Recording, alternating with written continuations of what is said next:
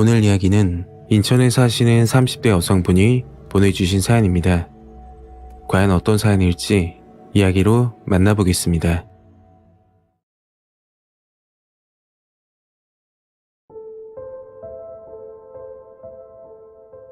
불과 1년밖에 지나지 않은 일이라 하루하루가 너무 힘듭니다.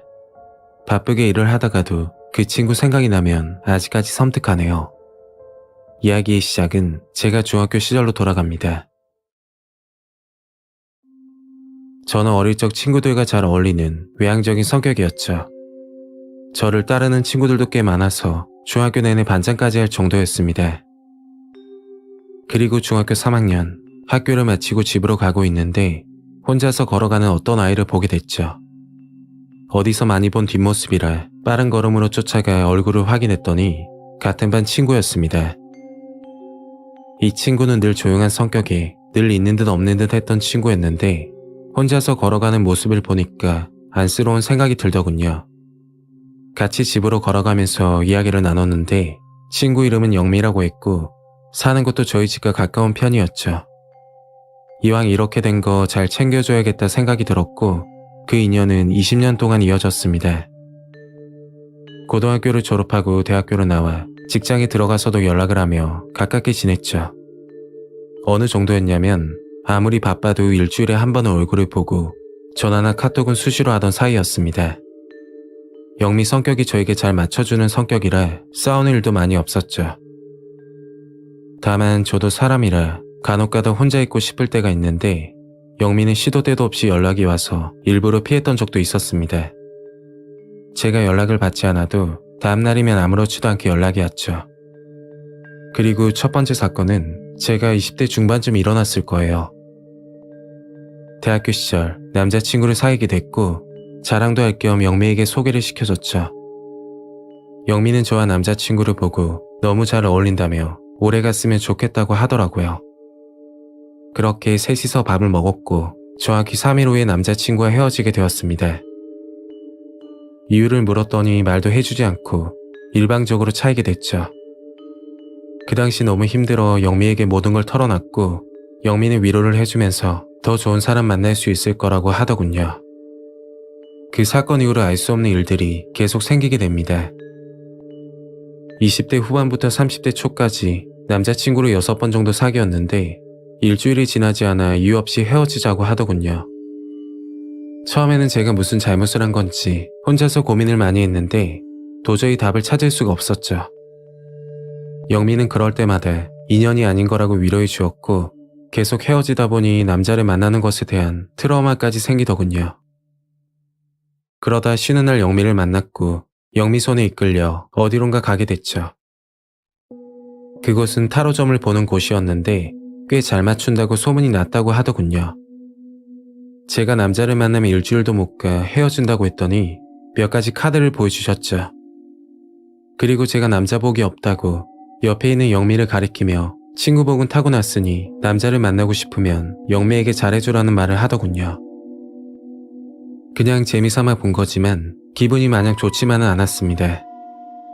그리고 정말 소름 끼치는 사건은 마지막 남자친구를 만나고 알게 됐죠. 직장에서 알게 된 사수와 부사수 사이였는데 업무 때문에 지속적으로 만나다 보니 서로 호감이 생겨 고백을 받게 되었습니다. 남자만 만나면 일주일도 못 가 헤어지는 징크스 때문에 고민을 정말 많이 했었죠. 그리고 직장 내에서 사귀다 헤어지면 얼굴 보기도 불편하니까요. 그날 밤 남자친구와 저녁을 먹기로 했고 퇴근 준비를 하고 있는데 영미에게 전화가 오더군요. 시간 되면 차 한잔 하자는 얘기였고 저는 영미에게 남자친구와의 약속이 있어서 힘들겠다고 말했죠.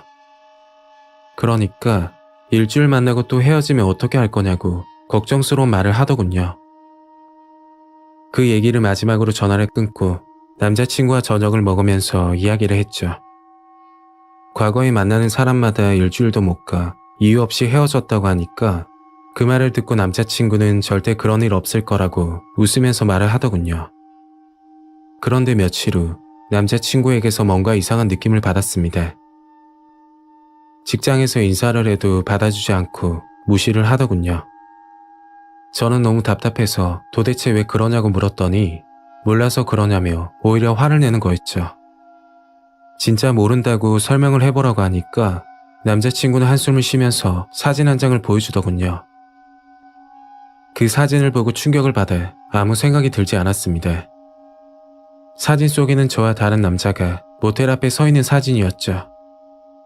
곰곰이 생각해보니 20대 때 영미와 모텔을 찾다가 길을 몰라서 지나가는 사람에게 물어본 적이 있었는데 자세히 보니 그 사진이었어요. 그래서 이건 길을 물어본 거라고 하니까 또 다른 사진을 보여주는 겁니다. 그건 더 충격이었죠. 제가 술에 취해 옷을 벗고 누워있는 사진이었는데 언제적인지 기억도 나지 않는 사진이었습니다. 이 사진 누가 보냈냐고 하니 끝까지 입을 다물고 있다가 한참 뒤 이야기를 하더군요. 믿기지 않았지만 그 사진은 제 친구 영미가 보낸 사진이었습니다. 그런 말도 안 되는 사진을 찍어 보낸 것도 이해가 안 되는데 더욱 충격적인 건 영미가 했던 말이었죠. 제가 남자를 좋아해서 매일 밤 원나잇을 한다고 중학교 때부터 남자만 만나고 다녔다고 말을 했다고 합니다. 제가 사귀는 남자들마다 미행을 한 뒤 사는 곳을 알아내거나 아니면 일하는 곳에 찾아가 사진을 보여주며 이상한 소문을 퍼뜨렸고 본인이 얘기했다고 말하지 말라고 부탁을 했다고 했죠. 20대 중반부터 최근 1년 전까지 제가 만났던 남자들에게 모두 그러고 다녔던 겁니다. 너무 충격을 받아 영미에게 전화해서 사실이냐고 물었더니 전화를 끊고 받질 않더군요. 그리고 영미는 번호를 바꾸고 연기처럼 사라졌습니다. 그 순간 영미와 타로점을 봤던 곳이 생각이 나서 찾아가 물었더니 점을 봐주시는 분이 미안하다고 하더군요. 사실 점을 보기 전 미리 영미가 찾아와 돈을 주면서 말을 맞춰달라고 부탁을 했다고 합니다. 남자 복이 없다고 꼭 이야기해달라고 했다던데 정말 어이가 없더라고요. 이 사건을 겪고 나서 사람도 믿지 못하겠고 20년 동안 거리낌 없이 지냈던 친구가 무슨 악감정으로 그랬는지 이해가 가진 않았죠. 그러다 2달 전쯤 중학교 동창 친구와 통화를 하게 됐고 영미의 실체를 알게 되었습니다. 동창 친구가 이야기를 해주는데 영미는 시기와 질투가 많아서 본인보다 잘났다고 생각되면 옆에부터 끝까지 괴롭힌다고 하더군요. 그런 성격 때문에 학교에서 친구가 없었는데 제가 영미랑 친하게 지내길래 친구들도 참고 지냈다고 말을 하는 겁니다. 그 사건을 겪고 나서 심한 배신감 때문에 우울증과 불면증까지 생기게 됐죠.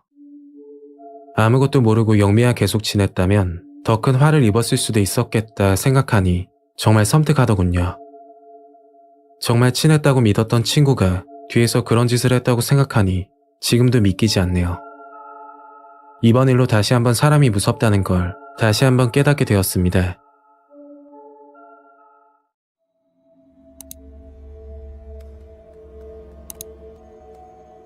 오늘 이야기는 부산에 사시는 40대 남성분이 보내주신 사연입니다. 과연 어떤 사연일지 이야기로 만나보겠습니다.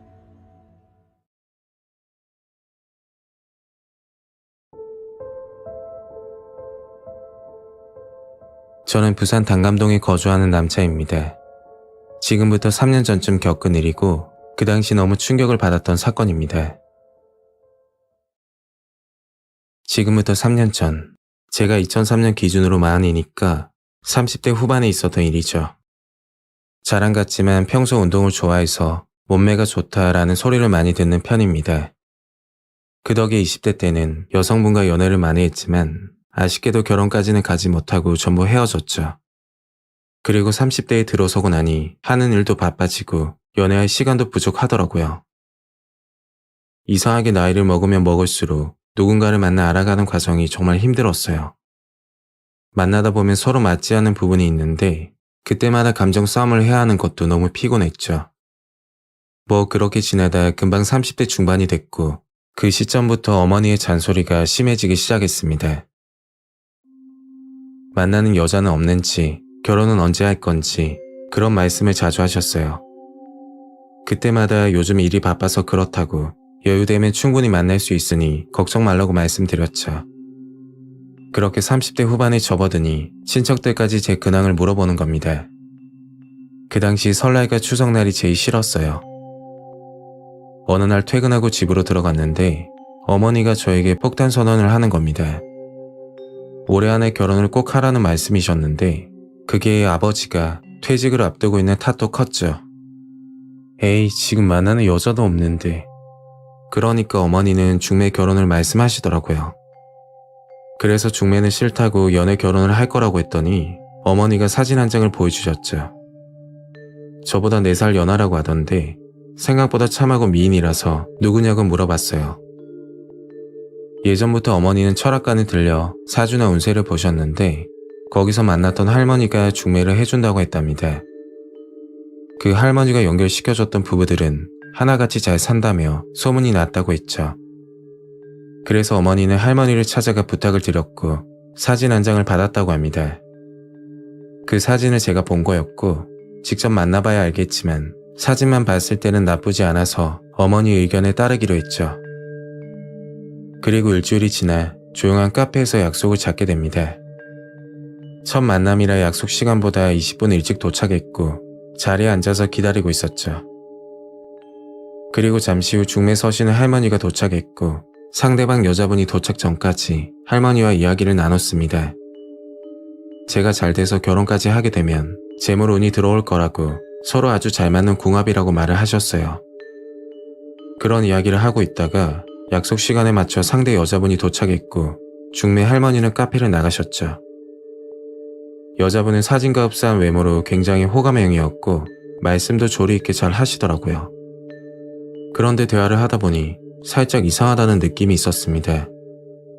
원래 중매를 하면 서로 비슷한 수준으로 연결해주는 것으로 알고 있는데 여자분과 저는 학벌부터 다르더군요.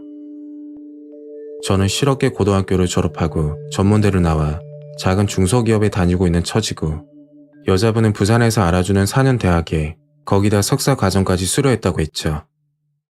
현재는 입시학원 강사로 근무한다고 하던데 연봉까지 듣고 나니 제가 참 초라해 보였습니다. 저는 여자분에게 솔직하게 말했죠. 저기요, 제가 초면에 이런 말씀 드리기 그런데 저랑 만나면 그쪽이 손해보는 거 아니에요?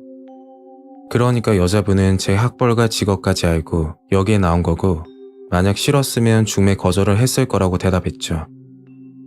다만 여성분은 학벌보다 다른 걸 중요하게 생각한다던데 그건 건강이라고 하더군요. 결혼 전에 검진을 같이 받아보자는 그런 이야기를 하면서 분위기는 좋게 흘러갔고 카페에서 나와 저녁까지 먹고 그날 데이트는 끝이 났습니다. 집에 들어가자마자 어머니는 오늘 어땠냐고 물으시더라고요. 실제로 만나니까 사진보다 훨씬 괜찮았어요. 제 대답을 듣고 나서 어머니는 정말 좋아하셨고 저도 뭔가 효도를 한 것 같아 내심 기분이 좋았습니다. 그 후로 여성분과 데이트를 하며 점점 가까워졌고 만난 지 3개월 만에 여자분 부모님에게 인사를 드리게 됐죠. 그런데 아버님은 보이지 않았고 어머님만 계셨는데 혹시 아버님은 어디 가셨어요? 그러니까 제가 도착하기 30분 전 갑자기 급한 일이 생겨 나가셨다고 하더군요. 결국 그날 아버님은 뵙지 못했고 어머님은 빨리 결혼 날짜를 잡자고 말씀을 하셨어요. 그렇게 웨딩 사진을 찍고 예식장과 신혼여행까지 계약할 동안 아버님 얼굴을 볼 수가 없었습니다. 물론 상견례 날에도 급한 일이 있다고 하셨고 제가 꼭 집으로 찾아가는 날만 일이 있다고 하셨죠. 뭐 그때는 타이밍이 맞지 않다고만 생각했고 여자친구네 식구들이 무슨 생각을 하는지 전혀 알 수가 없었습니다. 그렇게 결혼을 앞두고 정말 섬뜩한 사실을 알게 됐죠. 사실 여자친구에게 프로포즈를 하지 못해서 그날 깜짝 이벤트를 해주기로 생각했어요. 그래서 약속을 잡지 않고 여자친구 퇴근 시간에 맞춰 집 앞에서 기다리고 있었는데 잠시 후 여자친구 어머니 그리고 처음 보는 중년 남자가 힘들게 걸어오는 겁니다. 여자친구와 어머니가 양쪽으로 나란히 서서 부축을 하며 걸어오는 모습이었죠. 저는 차에서 내려 여자친구에게 다가갔더니 못 볼 거라도 본 거 마냥 엄청 놀라는 표정을 짓는 겁니다. 그리고 부축을 받으며 걸어오던 중년 남자는 지금까지 뵙지 못한 아버님이었죠. 저는 너무 반가워서 인사를 드렸더니 인사도 받지 않고 어머님과 집으로 들어가는 겁니다. 그때 여자친구 표정이 안 좋아지더니 말도 없이 여기서 뭐하냐고 화를 내더라고요. 아니, 결혼 전에 프로포즈라도 하려고 했지. 그러니까 갑자기 정색을 하며 이야기 좀 하자는 겁니다. 여자친구 이야기를 듣고 나서 충격을 먹고 할 말을 잃었죠. 사실 여자친구 아버님은 간암을 앓고 있어 간 기증을 받아야 되는 상태인데 여자친구 가족과 친척 중에는 기증자가 없다고 저보고 해줄 수 있냐고 묻는 겁니다. 아버님과 혈액형도 같고 제가 평소에 술도 먹지 않으니까 기증을 위해 조직 검사를 해보면 어떻겠냐고 하더군요. 그 순간 처음 만났을 때 다른 것보다 건강을 중요시 생각한다는 말이 생각나 너무 소름이 돋았습니다. 물론 여자친구 아버님이 편찮으셔서 건강을 중요시 생각한다고 말을 했을 수도 있지만 그 당시 말하는 분위기로는 간 기증을 위해서 저를 만난 건 아닐까 하는 생각이 들었던 거죠. 저는 아무 말도 못하고 가만히 있었더니 여자친구는 그만 만나자고 하더라고요. 그리고 집으로 돌아왔고 어머니께 있었던 일을 말씀드렸죠. 화가 난 어머니는 중매 할머니에게 전화를 걸었지만 통화가 되지 않았고 들리는 소문에는 이미 다른 동네로 이사를 갔다고 합니다. 어머니가 중매 할머니를 처음 찾아갔을 때 할머니가 몇 가지를 물어보셨다고 했죠. 키와 몸무게, 그리고 혈액형을 물어봤다고 하던데 요즘 중매는 건강까지 신경 써야 된다며 어디 아픈 곳이나 수술한 적 없냐고 물어봤답니다. 그 말을 듣고 나니 간 기증 때문에 접근한 거라 생각이 들었죠. 그렇게 다 하고 나니 중매도 믿지 못하겠고 커플 매니저를 통해 여자를 만난다고 해도 트라우마가 생긴 건지 겁부터 나더라고요. 사연을 보내면서 드는 생각인데 만약 그대로 결혼까지 했더라면 가족이라는 명목하에 기증을 했을지도 모르겠습니다.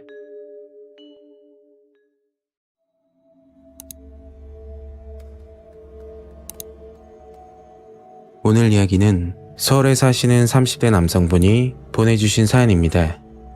과연 어떤 사연일지 이야기로 만나보겠습니다.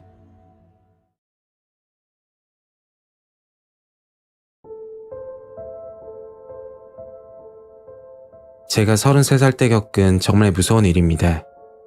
현재는 38살, 벌써 5년이나 지났고 믿기 힘드실 수 있지만 거짓없는 실화입니다.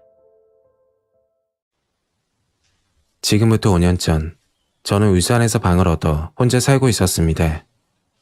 부모님은 서울에 계셨고 제가 지방에 내려오게 된 이유가 하나 있었죠. 사실 친구와 함께 직업 소개서를 운영하려는 계획이었고 울산 쪽이 자동차와 조선업 일거리가 많다고 해서 내려오게 된 겁니다. 뭐든지 열심히 하면 될 거라 생각했지만 일은 쉽게 풀리지 않았죠. 결국 직업 소개서는 1년 만에 폐업을 하게 됐고 20대 때부터 악착같이 모아뒀던 돈은 한순간에 사라졌습니다. 그 당시 너무 힘들어서 극단적인 선택을 하려고도 했으나 부모님 생각이 나서 그럴 수도 없었어요. 저는 다시 해보자는 다짐으로 노가다부터 택배 상하차, 돈이 되면 뭐든지 열심히 했었죠. 그렇게 일만 하면서 지냈고 힘든 일만 하면서 바쁘게 살았던 탓인지 젊은 나이에 당뇨까지 오고 말았습니다. 아무리 노력해도 빚 갚고 생활비를 쓰고 나면 남는 게 없었고 오히려 병원비 때문에 마이너스가 되는 달도 있었죠. 문득 울산은 나랑 안 맞는 것 같다는 생각이 들었고 저는 구미로 이사를 하게 됩니다. 구미 쪽은 제조업이 많다고 들었는데 현장직에서 일하는 것보다 생산직 라인에서 근무하는 게 나을 거라 생각했죠. 제가 알아본 곳은 직원 300명 정도 되는 규모의 휴대폰 제조업 회사였고 운 좋게 생산직으로 취업할 수 있었습니다. 취업 전에는 몰랐는데 휴대폰 제조업 생산직은 90% 이상 여자만 채용한다고 하더라고요. 간혹가다 남자도 채용한다고 하던데 남자는 자재관리나 아니면 힘쓰는 일을 시킨다고 들었죠. 첫날 출근해서 제가 맡은 업무는 공정검사를 하는 일이었고 단순히 분량을 체크하는 간단한 업무였습니다. 울산에 있을 때 워낙 힘든 일을 많이 해봐서 비교적 쉽게 느껴졌죠. 그렇게 일을 하고 있는데 태수씨, 잠시만요. 저를 부른 건 작업 관리자였고 무슨 일인가 싶어 얼른 뛰어갔습니다. 사장님이 지금 면담 요청을 해서요. 지금 사무실로 가보세요. 그 말을 듣고 곧장 사장님이 계시는 사무실로 들어갔어요. 처음 면접 볼 때 한 번 뵙고 볼 일이 없을 줄 알았는데 입사 첫날 다시 보게 된 거죠. 사장님은 커피 한 잔을 주면서 몇 가지를 묻더군요. 여자친구는 있는지, 부모님은 어디 계시는지 그런 질문들을 하다가 갑자기 운전은 잘하냐고 묻는 겁니다. 저는 군대 운전병 출신에 20살부터 면허를 따서 운전만큼은 자신이 있었죠. 예, 운전은 밥 먹듯이 해서 자신 있습니다. 그러니까 사장님은 저를 보고 현장직보다 수행기사로 채용하고 싶다고 하더라고요. 사장님 스케줄에 맞춰 운전해주고 각종 심부름만 하면 된다고 하던데 급여도 생각보다 많아서 고민할 게 없었습니다. 사장님 열심히 해보겠습니다. 그렇게 수행기사 일을 하게 됐고 사장님 출퇴근 그리고 각종 모임 때 운전을 했죠. 그날 저녁 사장님이 친구들을 만나는 동창 모임이 있었는데 사장님을 횟집으로 모셔다 드리고 3시간 정도 있다가 다시 횟집으로 태우러 가야 되는 일정이 있었어요. 저는 근처 PC방에서 시간을 때우다 시간보다 30분 일찍 횟집 맞은편에서 기다리고 있었습니다. 그때 사장님과 친구 번호로 보이는 남자가 횟집 앞에서 담배를 피우고 계시더군요. 그 모습을 보고 횟집 앞으로 차를 이동시킬까 생각했지만 모임도 안 끝났는데 시간보다 일찍 가면 싫어하실 것 같아 그냥 차에 앉아 있었죠. 그 순간 언성을 높이며 싸우는 소리가 들렸고 소리가 나는 쪽을 보니 사장님과 친구분이 싸우는 소리였습니다. 가서 말려야 하나 고민하고 있는데 친구분이 사장님을 손으로 밀었고 사장님은 바닥에 쓰러지게 됐죠. 그 모습을 보고 차에서 내려 횟집으로 뛰어가 싸움을 말렸습니다. 사장님은 괜찮으니까 차를 가져오라고 했고 저는 사장님을 모시고 집으로 가는 중이었죠. 분위기가 안 좋아서 말도 없이 운전만 하고 있었는데 사장님이 말을 꺼내시는 겁니다. 태수씨, 내가 자네를 왜 수행기사로 뽑았는지 아나? 아니요, 잘 모르겠습니다. 그럼 한 가지만 물어보겠네. 자네는 날 위해서 뭘 할 수 있나? 사장님을 위해 열심히 일할 수 있습니다. 그리고 한동안 대화가 끊어졌고 집 앞에 닿았을 무렵 사장님이 말을 하는 겁니다. 태수씨, 돈 벌고 싶지 않나? 내가 좋은 제안 하나 할 테니까 생각하고 말해줘요. 지금부터 5일 뒤 사장님이 부르면 차를 끌고 나와 시키는 대로 하면 현금으로 3억을 주겠다고 하더라고요. 사장님 혹시 무슨 일인지 알 수 있습니까? 그러니까 끝내 말을 해주지 않았죠. 무슨 일인지 너무 궁금했지만 3억을 받게 되면 빚도 청산하고 다시 집으로 돌아갈 수 있겠다는 생각에 사장님 제안을 받았습니다.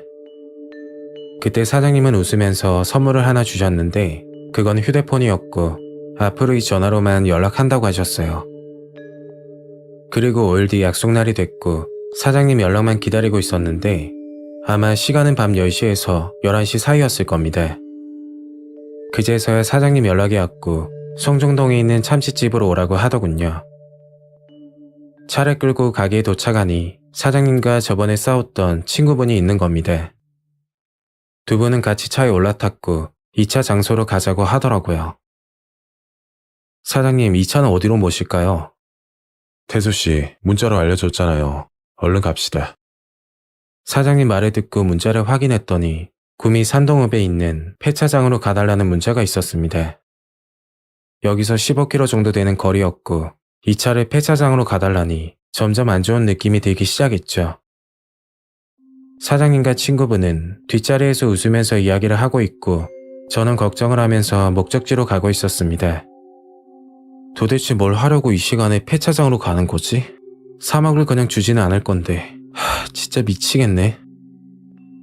지금 와서 못하겠다고 말하고 차에서 내리고 싶은 생각도 있었지만 무슨 일인지 정확히 모르니까 일단 목적지까지는 가보기로 생각했죠. 30분 정도 걸려 폐차장에 도착했고 저는 점점 긴장이 되기 시작했습니다. 폐차장은 불 하나 없이 어두운 상태였고 여기서 차를 세우니 사장님 친구가 말을 하더라고요. 여기가 어디야? 여기서 한잔 하자는 거야? 그때 사장님이 안에 들어가면 좋은 거 준비해놨으니까 들어가자고. 그렇게 두 분은 차에서 내렸고 잠시 후 사장님이 다시 차로 오셨습니다. 태수씨, 내가 하는 말 잘 들어요. 내가 시키는 대로만 하면 큰돈 벌 수 있으니까. 태수씨는 지금부터 밖에 있는 저 사람을 차로 칠 건데 사고사로 처리할 거고 구속 안 되게끔 해줄 테니까 나만 믿어요. 내가 차에서 내리자마자 바로 실행하면 됩니다. 내 말 이해했죠? 저는 너무 무서워서 아무 말도 못하고 가만히 있었습니다. 그 말이 끝나고 사장님은 차에서 내렸고 도저히 이건 아니다 싶어 차에서 내려 미친 듯이 도망을 갔죠. 한참 뛰어가다 지나가는 택시를 잡아 집으로 도착했고 경찰에 신고하면 제가 다 뒤집어 쓰는 건 아닐까 걱정도 들었지만 그냥 넘어가면 또 다른 피해자가 생길 수도 있겠다 생각해서 다음날 일찍 경찰서에 찾아갔죠. 저는 휴대폰을 보여주며 자초지종을 설명했는데 경찰은 피해 사실이 있냐고 묻는 겁니다. 그래서 직접적으로 피해본 건 없지만 회사 사장님이 친구를 죽여달라 부탁을 했고 제가 범죄에 연루될 뻔했다고 말했죠. 경찰은 녹음본이나 증거 문자가 있냐고 물었는데 폐차장으로 가달라는 문자만 있고 살인하라는 건 차에서 직접 들은 얘기라 증거가 없다고 말했습니다. 그러니 범죄 사실이 없어 경찰에서는 개입할 명분이 없다고 귀찮다는 듯이 말하더라고요. 그리고 신고서 제출은 자유인데 기본적 증거가 없으면 사건 진행이 힘들다고 하셨습니다. 또다시 그런 일이 있으면 녹음을 꼭 하라는 말을 하고 이야기를 끝냈죠. 그 길로 구미 생활은 끝내고 염치 없지만 집으로 들어갔습니다. 아직도 그날 일만 생각하면 너무 무섭고 힘든데 그 상황에 어떻게 녹음을 하라고 하는지 정말 어이가 없었죠. 유독 저에게 친절했던 사장님인데 생각해보니 처음부터 계획적으로 접근했던 것 같습니다. 그 사건 때문에 트라우마가 생겨 뒷자리에 누가 있으면 이상하게 긴장이 되고 식은땀까지 납니다. 정말 하루빨리 잊어버리고 싶은 무서운 경험이었습니다.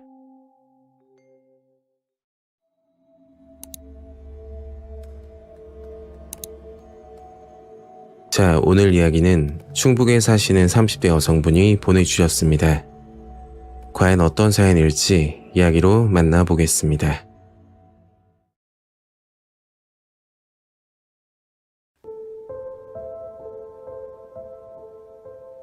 불과 3년밖에 지나지 않은 일입니다.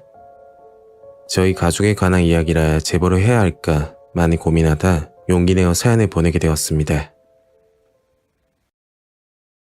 저는 올해 30대가 된 지극히 평범한 직장인입니다. 지금부터 3년 전 정말 충격적인 일을 겪고 현재는 혼자 지내고 있죠. 저희 부모님은 그 일이 있기 전까지 부부 사이가 정말 좋은 편이었습니다. 아버지는 성격이 유쾌하신 편이고 어머니는 조용한 성격이셨는데 서로 상반되는 성격임에도 다투는 모습을 보기가 힘들었죠. 그러다 저희 집에 외삼촌이 놀러 오게 됐는데 그게 사건의 발단이 되었습니다. 외삼촌은 과일을 먹으면서 부모님과 이야기를 나눴죠. 매형, 회사 퇴직하고 나니까 적적하지 않아요?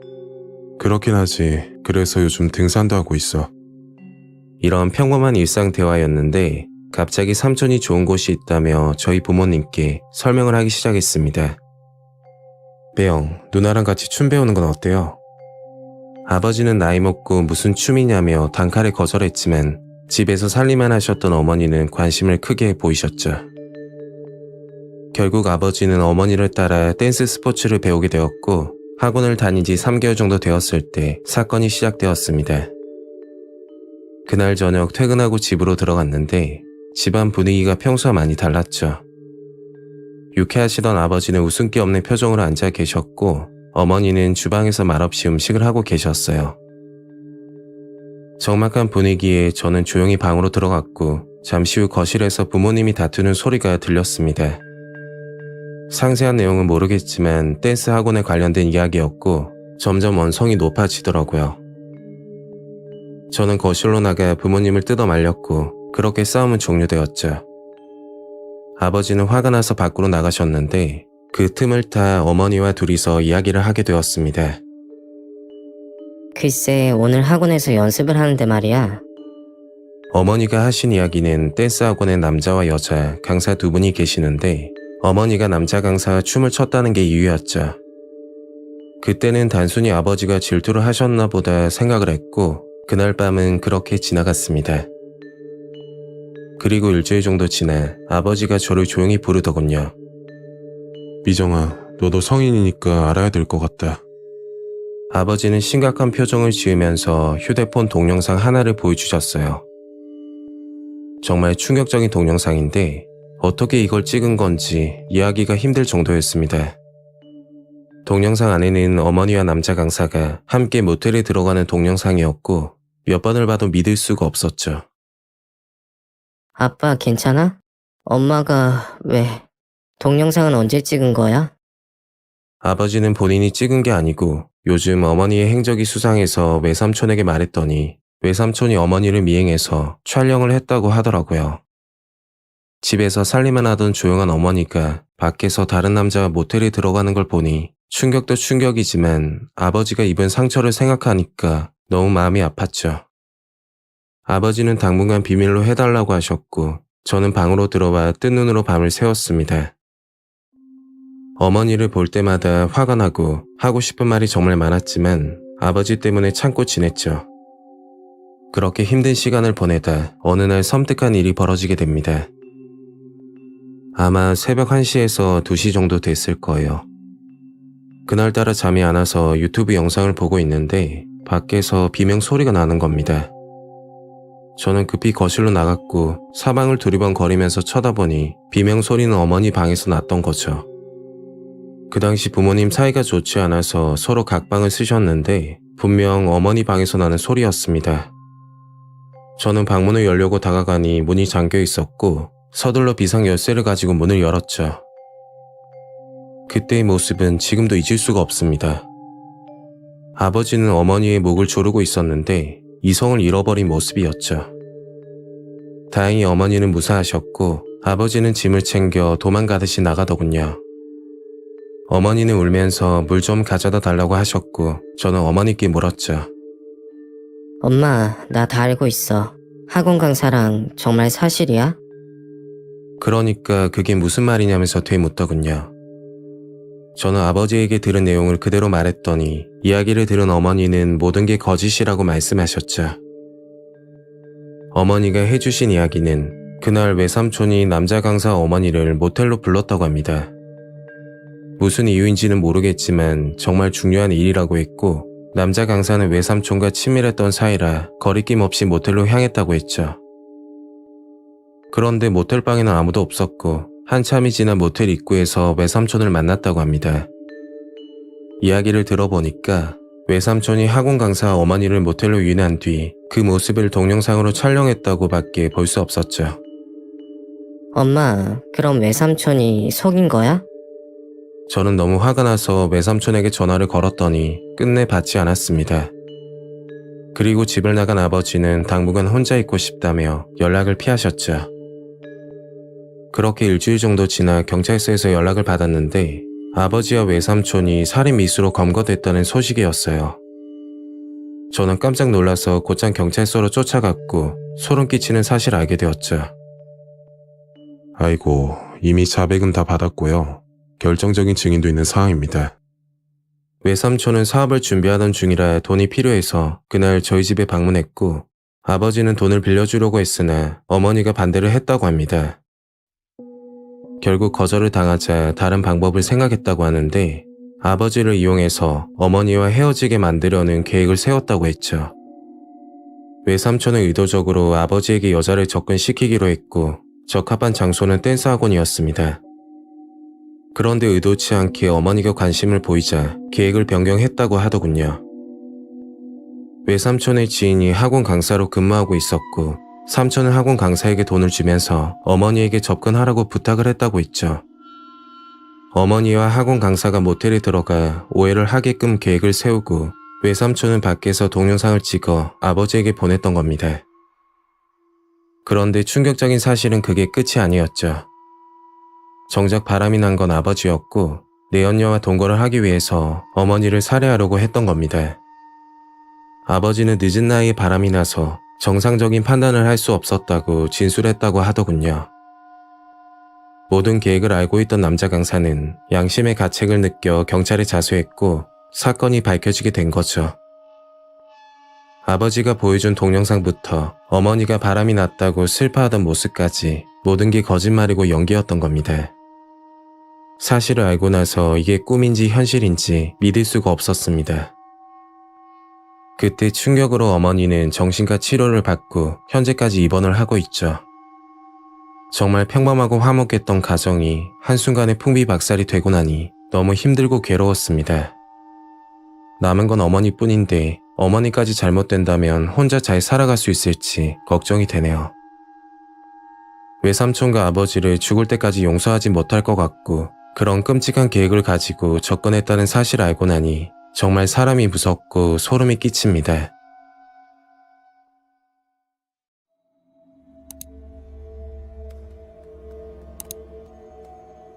오늘 이야기는 서울에 사시는 30대 여성분이 보내주신 사연입니다. 과연 어떤 사연일지 이야기로 만나보겠습니다.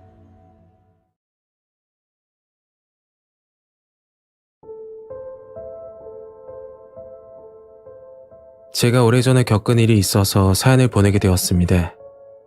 너무나도 무서웠던 일이고 여러분들도 조심하셨으면 합니다. 지금으로부터 10년 전쯤 부산에서 학교를 졸업하고 취업을 준비하기 위해서 서울로 올라오게 됩니다. 그리고 강남에 위치하는 학원을 등록하였고 어머니와 함께 학원과 가까운 거리에 자취방을 알아보고 있었죠. 자취방은 양재동 근방으로 살펴보고 있었는데 지하철역으로는 신분당선, 양재 시민의 숲역 바로 근처에 있는 집을 보게 되었습니다. 지상 5층으로 되어 있는 건물에 1층은 프랜차이즈 가게가 있었고 2층부터 5층까지는 일반 회사 사무실이었죠. 그리고 건물 안 엘리베이터가 있었는데 5층까지만 운행하는 것이었고 5층에서 내려 계단을 올라가면 조그만 원룸이 있는 특이한 구조의 집이었습니다. 그렇다고 해서 옥탑방은 아니었죠.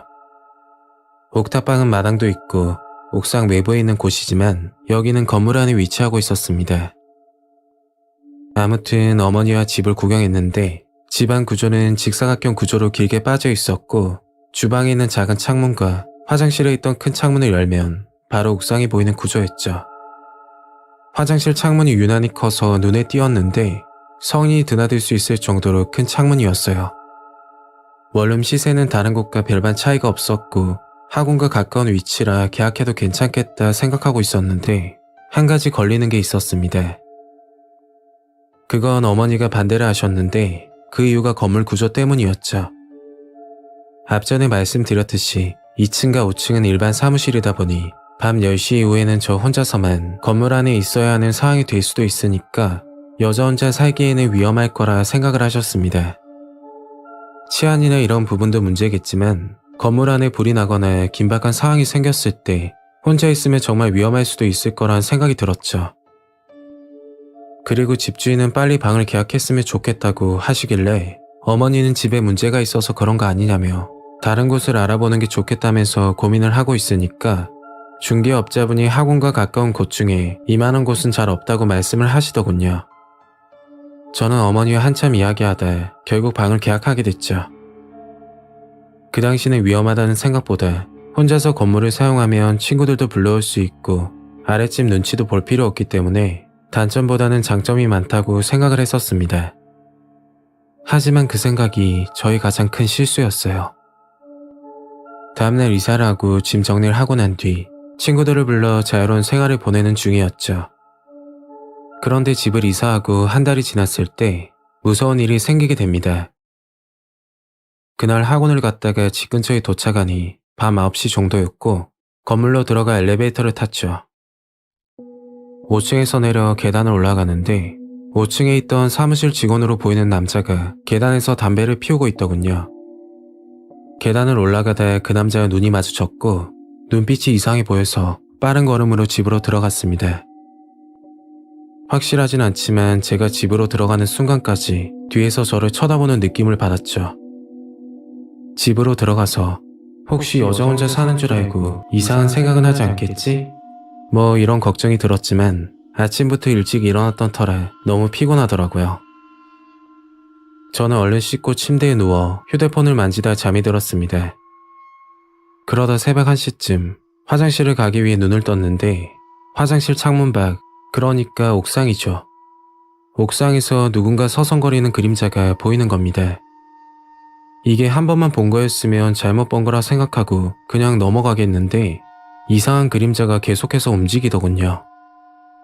창문을 열면 옥상이 훤히 보여서 누군지 확인이 가능하겠지만 그 순간 너무 무서워서 확인도 못하고 화장실로 향했습니다.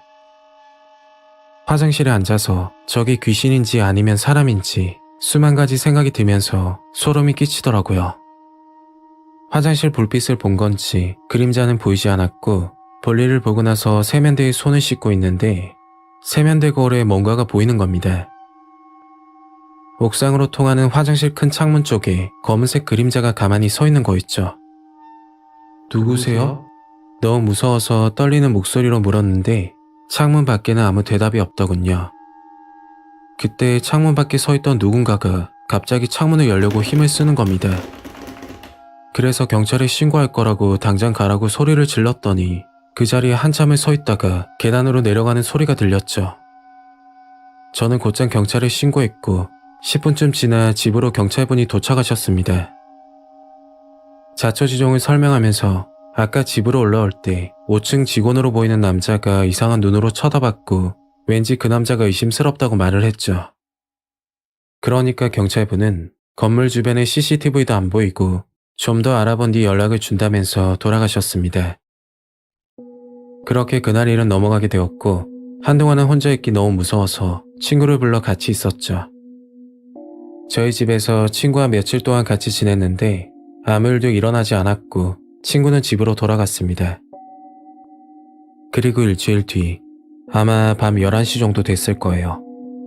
잠을 자고 있는데 이상한 소리가 나서 눈을 떠보니 누군가가 저희 집 현관문을 열려고 하는지 비밀번호 누르는 소리가 나는 겁니다. 그것도 몇 차례나 잘못 눌러서 비밀번호 오류 소리까지 나더군요. 문 밖에 서 있던 사람은 문이 안 열려서 답답한지 손잡이를 미친 듯이 돌렸고 저는 곧장 경찰에 신고를 했습니다. 잠시 후 경찰이 도착했고 다행히 옥상에서 범인을 잡았는데 정말 충격이었죠. 범인의 실체는 집주인의 아들이었는데 도대체 무슨 이유로 늦은 시간에 찾아온 건지 이해가 가지 않았습니다. 그리고 자세한 이야기를 듣게 되었고 그 이야기를 듣고 나서 너무 소름이 끼치더라고요. 5층 건물에 있던 그 집은 원래 창고였는데 아무도 쓰지 않아서 집주인이 원룸으로 개조하여 방을 내놨다고 합니다. 하지만 구조가 특이했던 탓인지 집을 내놓은 지 반년이 지나도록 계약이 되지 않았다고 했죠. 집주인은 저렴하게라도 내놓아야 하나 하고 생각하고 있는데 제가 그 방을 계약하게 된 겁니다. 부동산에서 계약서를 쓰고 이사하던 당일 집주인과 집주인 아들이 함께 인사를 하러 왔는데 집주인 아주머니가 저를 보고 아들과 비슷한 또래 같다고 친하게 지냈으면 좋겠다고 이야기를 하시더군요. 저는 한 귀로 듣고 흘렸고 집주인은 그렇게 돌아갔습니다. 집주인 아들은 제가 혼자 있다는 사실을 알고 계획적으로 접근했던 것이죠. 평소 옥상문은 항상 잠궈 놓는데 건물 주인의 아들이니 옥상 열쇠를 가지고 있었고 옥상으로 들어와 화장실 창문을 통해 들어오려고 했다고 합니다. 저는 외출할 때 창문을 닫고 잠궈 놓는 습관이 있어서 계획이 실패하자 제가 집에 있을 때는 창문을 열어둘까 싶어 그 밤에 찾아왔던 거였죠. 그런데 그마저도 실패하고 나서 결국에는 비밀번호를 맞추고 들어오려고 생각했다고 하더군요. 도대체 왜 그랬냐고 물었더니 아무 말도 하지 않고 있다가 한참 뒤 입을 여는 겁니다. 사실은 집에 들어와서 몰래 카메라를 설치하려고 했다던데 여자 혼자 사는 모습을 보고 싶었다고 하더군요. 그 말을 듣고 나서 소름이 돋아 곧장 방을 빼기로 했고 저는 처벌을 원했지만 집주인이 저와 부모님을 찾아와서 무릎을 꿇고 울면서 한 번만 봐달라고 사정을 하셨죠. 우리 아들 젊은 나이에 잘못되면 어떻게 하냐며 한참을 비시는 겁니다. 그 모습을 보고 저희 부모님은 자식을 생각하는 부모 마음을 이해한다면서 용서를 해주셨죠. 이 사건을 겪고 나서 현재는 친구와 같이 지내고 있습니다. 10년 전 일이지만 여자가 혼자 산다고 하면 가볍게 생각하고 쉽게 범죄의 표적이 되는 세상이 너무나 씁쓸합니다.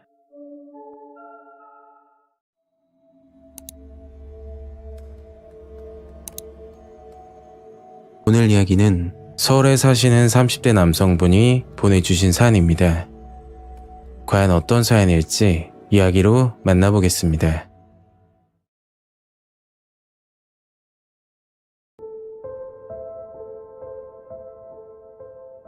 9년 전 2014년도에 있었던 일입니다. 저희 아버지가 방송에 출연하고 난 뒤 직접 겪으신 일이고 그날 사건 때문에 아버지는 많이 힘들어 하셨습니다. 제가 어린 시절 저희 집은 굉장히 부유한 편이었습니다. 그 당시 아버지가 개인 사업을 하고 계셨는데 해외 수출까지 했던 터라 돈을 굉장히 많이 모았다고 하셨죠. 승승장구하시던 아버지는 제가 20살이 되던 해 폐암 판정을 받게 되었습니다. 쉬는 날도 없이 일만 하셨고 본인 몸도 챙기지 않고 끼니도 걸으면서 출장을 다녔던 게 원인이었죠. 병원에서는 항암 치료를 시작해야 된다고 했지만 끝내 아버지는 거부하셨습니다. 치료를 받는다고 해도 완치가 불확실한 상황이었고 아버지는 남은 시간이라도 자유롭게 지내고 싶다고 하셨어요. 아버지는 한 번 한다음에 하는 성격이어서 곧장 서울에서의 하던 일을 정리하고 강원도에 살고 계시는 박씨 아저씨를 만나러 가셨습니다. 박씨 아저씨는 아버지가 사업할 때 알게 된 분이라고 하셨고 그 당시 직접 얼굴은 보지 못했지만 가끔 아버지를 통해 들었던 기억이 납니다. 박씨 아저씨는 본인 명의로 산을 가지고 있었는데 때마침 산지기를 구한다는 소식을 듣고 아버지가 찾아갔던 거죠. 산지기는 산을 내 구역처럼 사용하는 대신 산을 관리해주는 일입니다. 그리고 산에서 거주하면서 수입이 생기게 되면 산 주인과 나눠 가지는 구조였죠. 아버지는 병원 치료 대신 산에 들어가서 살기로 결정하셨고 가족들은 극구 반대했지만 마지막 소원이라고 말씀하시는 아버지를 끝내 말릴 수가 없었습니다. 대신 2가지 약속을 했는데 첫 번째는 하루 한 번 전화하기, 두 번째는 한 달에 한 번 가족들과 함께 밥을 먹기로 약속을 했었죠. 병원에서는 오래 살면 1년 정도라고 했지만 아버지는 2년째 매우 건강하게 지내셨습니다. 그렇게 산생활을 한 지 3년 차에 접어들었을 때 아버지가 좋은 소식이 있다며 연락이 오셨어요. 아빠 TV 출연하게 됐다? 다들 아시겠지만 산속에서 자연과 함께 사는 걸 보여주는 방송이 있는데 아버지가 출연을 하게 된 거죠. 알고 보니 박씨 아저씨가 방송국에 제보를 했다고 하더라고요. 아버지는 너무 좋아하셨고 저와 가족들은 건강이 걱정이 되긴 했지만 좋은 추억으로 남길 수도 있겠다 싶어 아버지를 응원했습니다. 그렇게 2014년 봄날에 촬영을 하셨고 방송은 반년 정도 지난 뒤에 방영되었죠. 아버지는 TV에 나왔다고 가문의 영광이라고 하면서 엄청 좋아하셨고 출연료로 50만 원이나 받았다며 자랑까지 하셨어요. 그때까지는 아버지가 방송에 나오고 나서 그런 일을 당할지 상상도 하지 못했습니다. 방송이 나오고 2달이 지났을 때 아버지가 살던 산으로 누가 찾아왔다고 하더군요. 30대 초반 정도로 보이는 젊은 청년이었는데 방송을 보고 찾아왔다고 며칠만 재워달라 부탁을 했답니다. 제 꿈이 산에서 귀농을 하는 건데 며칠만이라도 체험하고 싶습니다. 아버지는 당황스러웠지만 그 청년의 인상도 선하고 왠지 아들 같은 느낌이 들어 고민을 하셨다고 했죠. 그런데 한 가지 의문이 들었던 사실은 방송에서는 촬영지를 공개하지 않았는데 어떻게 알고 찾았는지 궁금해서 물어보셨답니다. 사실 방송 보고 나서 인터넷으로 1달 넘게 찾았어요. 아버지는 청년이랑 대화를 해보니 나쁜 아기는 보이지 않아 결국 일주일간 같이 지내기로 했다고 했죠. 그렇게 청년과 같이 지내면서 그 사실을 가족에게도 말하지 않았고 나중에 왜 말하지 않았냐고 물었더니 괜히 걱정할까 싶어 말하지 않았답니다. 3일차까지는 청년과 정말 잘 지냈고 아버지 일까지 도와주면서 솔선수범했다고 하더군요. 그러나 4일차 아침부터 청년은 점점 달라지기 시작했다고 합니다. 그날 아침 아버지는 닭장을 고치려고 청년에게 부탁을 했는데 갑자기 화를 내면서 대답을 했다고 하더라고요. 아저씨, 제가 이런 일까지 도와줘야 돼요? 하루아침에 180도 달라진 청년을 보고 너무 당황스러웠다고 하셨죠. 그리고 몇 시간 뒤 갑자기 청년은 짐을 싸더니 급한 일이 생겨 집으로 가야겠다고 말했답니다. 아버지는 며칠 사이지만 정이 들어 급한 대로 산에서 나는 약초들을 챙겨 선물로 줬고 그 길로 청년은 산을 내려갔죠. 그리고 다음날 저녁 아버지가 이상한 말씀을 하셨어요. 저는 매일 저녁 7시마다 아버지에게 짧게 안부 전화를 드리는데 그날은 목소리도 안 좋으시고 평소와 다른 이야기를 하시는 겁니다. 태수야, 옆에 엄마 있어? 어머니요? 잠깐만요, 바꿔드릴게요. 아버지가 하셨던 말은 집을 수리해야 되는데 급하게 돈이 필요하다는 말씀이었죠. 어머니는 아버지가 불러준 계좌로 돈을 입금했고 그날 밤은 그렇게 지나갔습니다. 그리고 다음날 저녁부터 아버지는 전화를 받지 않으셨죠. 2년 동안 매일같이 같은 시간에 전화를 했었고 통화가 되지 않았던 적은 손에 꼽을 정도였습니다. 그 시간에 전화를 받지 못해도 1시간 내에 다시 전화를 걸면 무조건 받으셨는데 그날은 자정이 가까워지도록 연락이 없으셨죠. 평소 돈 이야기를 하지 않으셨던 아버지가 갑자기 집을 수리해야 된다는 것도 이상하고 돈을 입금하고 나서부터 연락도 되지 않으니까 가족들은 너무 걱정이 돼서 잠도 이루지 못했어요. 경찰에 신고도 해봤지만 밤중에 산으로 출동하는 건 힘들고 사건이 일어난 것도 아닌 단순히 연락이 안 된다는 이유만으로는 출동이 어렵다고 말씀을 하셨습니다. 결국 어머니와 함께 그날 새벽 강원도로 향했고 해가 뜰 때까지 산 입구에서 기다리다 날이 밝자마자 곧장 산으로 올라갔죠. 그리고 아버지 집에 도착했는데 집은 난장판이 되어 있었고 아버지는 보이지 않으셨어요. 집을 살펴보다 아버지 휴대폰이 떨어져 있는 걸 발견하고 분명 무슨 일이 있다는 걸 알게 됐죠. 그때 어머니가 깜짝 놀라면서 말씀하셨습니다. 태수 아버지, 이게 무슨 일이에요? 아버지는 창고 구석에 손발이 묶인 채로 누워 계셨고 의식이 없는 상태였죠. 어머니는 119에 신고하고 잠시 후 헬기가 출동해 아버지는 급히 병원으로 이송되었습니다. 다행히 아버지는 의식을 회복하셨지만 병원에서 지내야 했죠. 그 당시 병원에서는 살아계시는 게 신기할 정도로 암이 전이되었다고 했고 많이 아프셨을 거라고 하셨어요. 사건 조사를 위해 병원으로 경찰이 찾아왔고 아버지는 힘들게 말씀을 하셨습니다. 사건이 일어난 그날 저녁 복면을 쓴 2명의 괴한들이 아버지 집에 찾아왔고 돈을 달라 협박을 했다고 합니다. 아버지는 병 때문에 산에 올라와 살고 있어서 가진 게 없다고 말했는데 괴한들은 돈을 안 주면 가족들을 죽이겠다고 말했다죠. 소유 집 주소와 가족 이름까지 알고 있어서 돈을 안 줄 수가 없었다고 하더라고요. 아버지는 생활비로 쓰려고 아껴둔 100만 원을 건넸는데 괴한이 웃으면서 말을 했다고 합니다. 아저씨, 옛날에 사업해서 돈 많이 벌었다며. 아버지는 가족들이 다칠까봐 어쩔 수 없이 어머니에게 부탁을 했던 거죠. 그리고 경찰에 신고하지 못하게 아버지 손발을 묶고 나서 괴한들은 사라졌다고 합니다. 그런데 그 목소리가 며칠 동안 같이 지냈던 청년의 목소리와 비슷했다고 말씀하셨어요. 범인은 금방 검거될 거라며 말을 들었지만 쉽게 해결이 되지 않았고 현재도 범인은 검거되지 않았죠. 그 사건이 있고 나서 아버지는 2015년 3월 세상을 떠나셨습니다. 본인 몸이 아프신 와중에도 가족들 걱정을 먼저 하셨던 게 너무 가슴이 아프고 만약 괴한들이 아니었다면 좀 더 행복하게 지내다 돌아가시지 않았을까 하는 생각이 들었죠. 방송 출연을 한다고 좋아하셨는데 그게 큰 독이 될지는 아무도 예상하지 못했고 다시 그날로 돌아갈 수만 있다면 방송 출연은 굳고 반대했을 겁니다. 이 사건 때문에 박씨 아저씨도 본인이 죄인이라고 사죄까지 하셨어요. 9년이나 시간이 흘렀지만 그날만 생각하면 너무 화가 나고 아버지는 얼마나 무서우셨을지 상상이 되질 않습니다.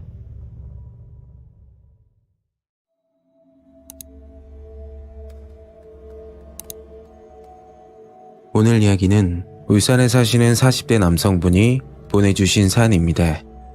과연 어떤 사연일지 이야기로 만나보겠습니다.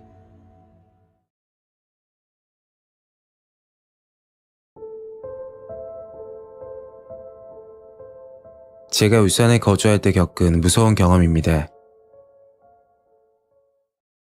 지금부터 14년 전, 저는 울산 동구에 있는 조선소에서 근무를 하고 있었습니다. 정규직은 아니고 협력업체 하청 소속으로 일하고 있었는데 작업 환경이 열악하고 힘든 업종이라 같이 일하는 분들이 굉장히 거친 편이었죠. 물론 다 그런 건 아니지만 저희 팀 사람들은 유독 기가 센 사람들이 많았어요. 작업은 5시에 끝나지만 작업복을 갈아입고 씻고 나면 6시 정도 되는데 그 시간이 한참 출출한 시간이었습니다. 그래서 같이 일하는 형님들과 밥을 먹으면서 소주 한잔 하는 게 일상이었죠. 그날도 퇴근하고 태지 형님과 호수 형님 두 분과 회사 주변 식당에서 밥을 먹었는데 태지 형님이 믿기 힘든 말을 하시는 겁니다. 너무 좋은 데가 있어서 혼자만 알고 있으려고 했는데 특별히 알려준다고 하더라고요. 대신 소문이 나면 절대 안 된다고 비밀 지키겠다 약속을 하면 말을 해주겠다고 하는 겁니다. 그렇게 몇 번이나 약속을 받고 나서 이야기를 시작했죠. 형님은 일주일 전 아는 지인 소개로 방어동에 있는 어떤 빌라를 방문했는데 들어가자마자 깜짝 놀랐다고 합니다. 안에는 도박판이 벌어지고 있었고 판돈이 정말 컸다고 했죠. 태지 형님은 재미삼아 50만 원 정도로 시작했고 20분도 안 돼서 700만 원이나 따셨다고 자랑을 하는 겁니다. 그렇게 재미삼아 이야기를 듣고 있었는데 관심 있으면 가보자고 말을 하더군요. 저는 괜찮다고 했지만 옆에 있던 호수 형님이 관심을 보이길래 얼떨결에 같이 가게 됐죠. 방어동에 있는 빌라 건물이었는데 들어가기 전 태지 형님은 어디론가 전화를 걸었습니다. 그리고 잠시 후 어떤 남자가 빌라에서 나왔고 주변을 두리번거리더니 저희 보고 따라오라고 하더군요. 그게 끝이 아니었는데 문 앞에서 소지품 검사와 주민등록까지 확인하고 심지어 휴대폰도 반납해야 들어갈 수가 있었습니다.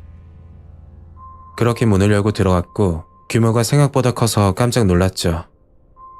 최소 30만 원부터 게임을 할 수 있는데 현금을 칩으로 바꿔 게임을 하는 시스템이었어요.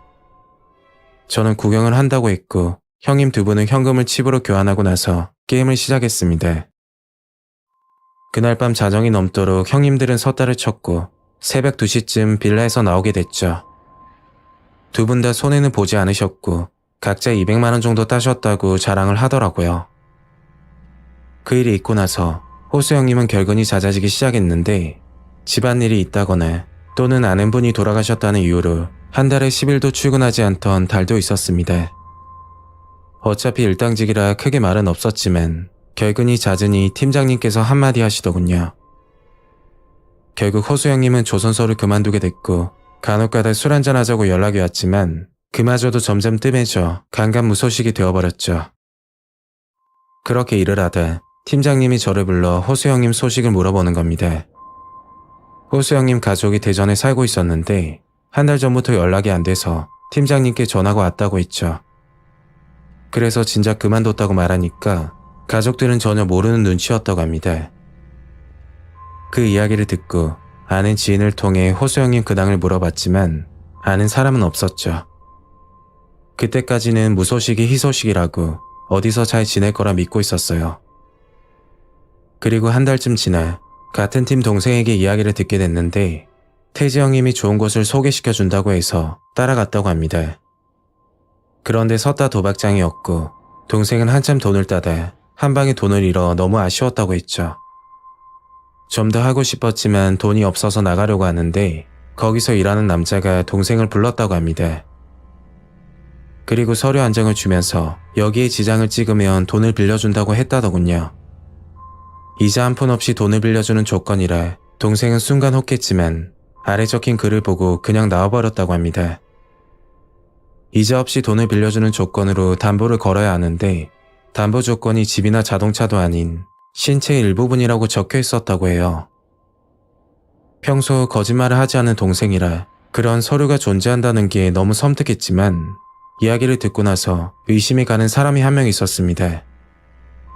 그건 태지 형님인데 소문나면 절대 안 된다고 비밀을 지켜달라는 사람이 동생에게도 알려줬다는 게 이해가 가지 않았죠. 혹시 몰라 다른 팀원들에게도 물어보니 이미 알고 있지만 뭔가 숨기는 눈치였습니다. 알고 보니 서로 비밀이라 생각하고 다들 모른 척 하고 있었던 거죠. 저는 태지 형님을 찾아가 왜 그런 곳에 발을 들이게 만드냐고 하고 싶으면 형이 먼저 하라고 화를 냈습니다. 그러니까 태지 형님은 할 말이 있는 듯 퇴근 후 식당에서 만나기로 했고 그날 저녁 섬뜩한 이야기를 듣게 됐죠. 사실 태지 형님도 재미삼아 게임을 시작했고 점점 욕심이 나서 큰 돈을 걸기 시작했다고 합니다. 그러다 돈을 잃게 됐고 신체 담보로 돈을 빌렸다고 하는데 얼마 가지 않아 빌린 돈까지 모두 탕진을 했다고 했죠. 갚을 방법이 없자 형님은 울면서 신체 말고 다른 방법으로 갚을 수 없냐고 물었더니 사람 한 명 데리고 오는 조건으로 100만 원씩 차감을 해주겠다고 했답니다. 그래서 태지 형님은 사람들을 끌어들이게 됐고 현재 빚을 갚는 중이라고 했죠. 그런데 호수 형님이 그렇게 될 줄 몰랐다고 울면서 말을 하더라고요. 결근이 많아진 것도 도박에 빠져서 그런 거고 호수 형님도 분명 돈을 빌렸을 거라고 합니다. 어차피 거기는 돈을 잃게 만드는 시스템이고 순간 판단을 잘못하면 살아서 나오기 힘들다고 했죠. 아니 형님, 그걸 알면 경찰에 신고하셔야죠. 어차피 그런 서류는 법적으로 효과도 없잖아요. 제가 답답해서 한마디 했더니 신고를 하더라도 다른 곳에서 운영을 할 거고 법으로 통하는 사람들이었으면 진작 신고했을 거라 하더군요. 오히려 이 상황에 신고하면 저까지 도박 방조죄로 처벌을 받는다고 했죠. 그 빌라는 도박장 외에 아무도 살지 않는 건물이라 호수를 옮겨다니며 운영을 한다고 합니다. 그날마다 도박장 위치가 다르고 24시간 CCTV로 감시를 하고 있어서 신고해도 잡기 힘들 거라 하더군요. 결국 태지 형님은 돈을 다 갖고서 그곳을 빠져나올 수 있었고 2번 다시 도박은 하지 않을 거라 말했죠. 벌써 14년이란 긴 세월이 흘렀지만 요즘은 더욱 치밀하게 운영을 할 거라 생각이 듭니다. 한번 그곳에 들어가 빠지게 되면 죽어야 나올 수 있는 곳이라고 하던데 단순 게임이 아닌 목숨까지 걸고 한다는 게 무섭기도 하고 이해가 가지 않았죠. 호수 형님은 아직까지 실종 상태라 들었고 어디에 계시는지 알 수가 없습니다. 울산에 살면서 정말 무서운 일을 경험했고 만약 저도 도박에 빠졌다면 어떻게 됐을지 생각만 해도 정말 섬뜩합니다. 오늘 이야기는 여기까지입니다. 구독과 좋아요 잊지 않으셨죠? 다음 영상으로 또 뵐게요. 감사합니다.